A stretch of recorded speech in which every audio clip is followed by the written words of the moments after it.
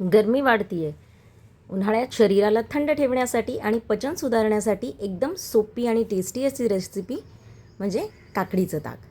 एक फ्लेवरफुल ताकाचा प्रकार जो चवीला एकदम मस्त लागतो, खमंग, चविष्ट आणि तितकाच रिफ्रेशिंग.